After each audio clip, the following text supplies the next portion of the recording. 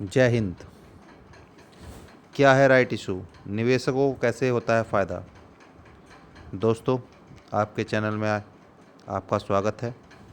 आज हम बात करेंगे राइट इशू क्या है और इससे निवेशकों को कैसे फ़ायदा होता है।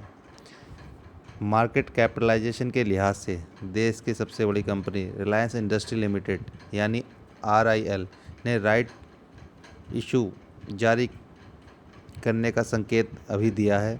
कंपनी ने कहा है कि 30 अप्रैल को होने वाली बैठक में राइट्स इशू पर फैसला होगा। अपने पहले ही राइट्स इशू के बारे में सुना होगा। राइट्स इशू क्या है, कंपनी इसे क्यों लाती है और इसके निवेशकों पर क्या प्रभाव पड़ता है। आज हम आपको इन सब सवालों के जवाब देने जा रहे हैं। राइट्स इशू का मतलब क्या है। शेयर बाज़ार में सूचीबद्ध कंपनियां पूंजी जुटाने के लिए राइट्स इशू लाती हैं।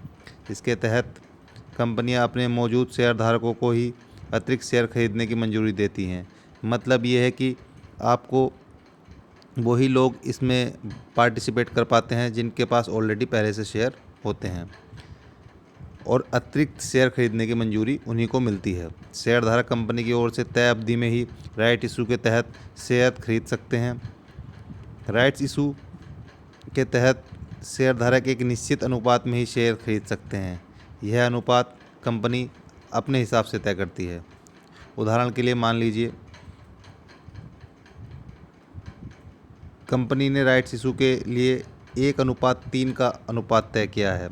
इसका मतलब यह है कि शेयरधारक अपने पास पहले से मौजूद 3 शेयर पर एक अतिरिक्त शेयर खरीद कर सकता है। अब आ जाते हैं राइट्स इशू लाया क्यों जाता है। जैसा कि हम पहले ही बता चुके हैं कि कंपनियां पूंजी जुटाने के लिए राइट्स इशू पेश करती हैं। इस पैसे का इस्तेमाल कंपनियां अपने कारोबार का विस्तार या अन्य कंपनियों के अधिग्रहण के लिए करती हैं। कुछ कंपनियां अपने कर्ज के भुगतान के लिए भी राइट्स इशू के जरिए पूंजी जुटाती हैं। अब हम बात करेंगे शेयर पर पड़ता है इसका क्या असर। राइट्स इशू से कंपनी की इक्विटी बेस बढ़ जाता है। स्टॉक एक्सचेंज में कंपनी के शेयरों की लिक्विडिटी बढ़ जाती है। शेयरों की संख्या बढ़ने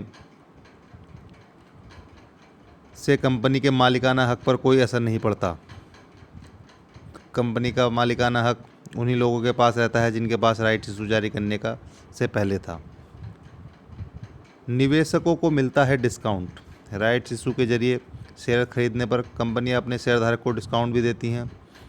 इससे शेयरधारक के पास कम कीमत में अतिरिक्त शेयर खरीदने का मौका रहता है। हालांकि राइट्स इशू के तहत शेयरधारक के लिए शेयर खरीदना जरूरी नहीं है। उदाहरण के लिए हम मान सकते हैं यदि किसी कंपनी के शेयर की कीमत 100 रुपये है, कंपनी राइट्स इशू के तहत 10% डिस्काउंट की घोषणा करती है। ऐसे में शेयरधारक 90 रुपये प्रति शेयर की दर से अतिरिक्त शेयर खरीद सकता है।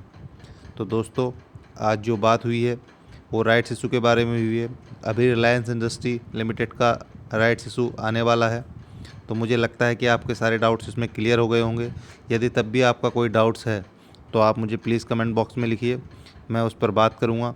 और दोस्तों, हो सके तो चैनल को सब्सक्राइब कीजिए, क्योंकि फाइनेंस और इन्वेस्टमेंट से जुड़ी सारी जानकारी मैं चैनल पर लाता रहता हूँ। और दोस्तों, आप यदि शेयर बाज़ार में अपना अकाउंट खुलवाना चाहते हैं, डीमैट अकाउंट खुलवाना चाहते हैं, तो मैं लिंक डिस्क्रिप्शन में दे रहा हूं, जिसमें जाकर आप अपना डीमैट अकाउंट खुलवा सकते हैं। वहां से खुलवाने पर आपको ये फ़ायदा होगा कि आपको डिलीवरी में ब्रोकरेज कुछ भी नहीं लगेगी और 20 रुपये प्रति ट्रेड के हिसाब से इंट्राडे में ब्रोकरेज लगेगी। तो आप ऐसा कर सकते हैं। और किसी भी टॉपिक पर अगर आपको वीडियो चाहिए तो आप प्लीज़ कमेंट बॉक्स में लिखिए। धन्यवाद। जय हिंद, जय भारत।